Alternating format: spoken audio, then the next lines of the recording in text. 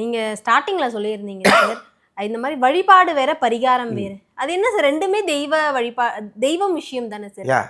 ஆனா வழிபாடுனா வேற, பரிகாரம்னா வேற. வழிபாடு என்பதுமா, வழிபாடுன்னா சுவாமி வழிபாடு. நல்லா புரிஞ்சுக்கணும். விதி என்ன விதிங்கிறது நீங்கள் சாமி கும்பிட்டாலும் நடக்கும். அதான் ஜோதிடம். நல்லா புரிஞ்சுக்கணும். ஜோதிடத்துக்கும் சாமிக்கும் சம்மந்தமே இல்லை. என்னடா அப்படி பேசுகிறேன்னு நினைக்காதீங்க. நீங்கள் சாமி கும்பிட்டாலும் நடக்கும், நீங்கள் சாமி கும்பிட்டாட்டியும் நடக்கும். சரியா? இது விதி. நான் சொல்கிறது புரியுதுங்களா?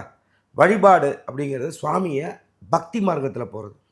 அப்போ சுவாமிகிட்ட அவன் அருளாலே அவன் தாழ் வணங்கி, அப்போ சுவாமிகிட்ட நீங்கள் 1 மடங்கு கிட்டக்க போனீங்கன்னா சுவாமி உங்கள்கிட்ட 2 மடங்கு வரும். இப்போ நீங்கள் பேசிகிட்டே இருக்கும்போது பெருமாளேன்னு நீங்கள் கொஞ்சம் நேரத்துக்கு முன்னாடி, அப்போ நீங்கள் பெருமாளேன்னு சொல்லலை, நீங்கள் பேசிகிட்டே இருக்கும்போது அவரை பார்த்து சொன்னீங்க பெருமாளே அப்படின்னீங்க. அப்படின்னா பெருமாளுக்கு உங்களை பிடிச்சிருக்கு. நான் சொல்கிறது புரியுதுங்களா? இப்போ அந்த மாதிரி சுவாமி வழிபாடு அப்படிங்கிறது வந்து அவரை தொழனா வழிபடமாக அவங்க நம்மக்கிட்ட வருவாங்க.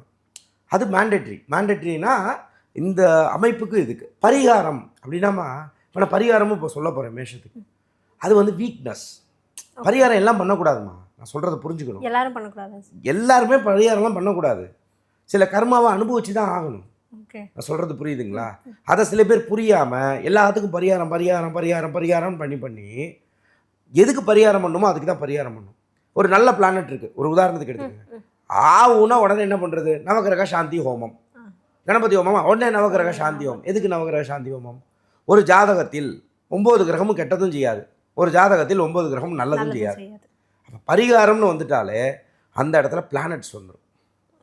எந்த பிளானட் நல்லது பண்ணும், எந்த பிளானட் கெட்டது பண்ணும் அப்படிங்கிறது இப்போ நம்ம சொல்லிட்டு இருக்கோமே, பொதுவான இதுக்கு கட்டுப்படாது.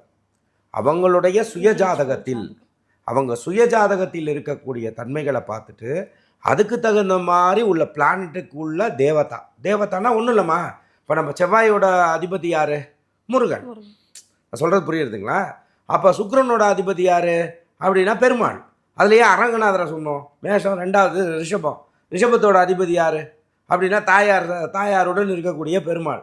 அப்போ முதல் இது யார்? திருவரங்கம். நான் சொல்கிறது புரியுதுங்களா? அதனால நம்ம சொல்கிறோம். நான் சொல்கிற புரியுதுங்களா? அதே போல தான் இப்போ பரிகாரம்னு வந்துடுது அப்படின்னா அந்த பிளானட்டுக்குள்ள தேவதைனா சுவாமி. அதுக்குள்ள விஷயங்கள்ல பரிகாரம்னு சொல்லும்போது கோயில் பரிகாரமாக இருக்கலாம், பூஜைகளாக இருக்கலாம், ஹோமங்களாக இருக்கலாம். இதுதாம்மா விஷயம்.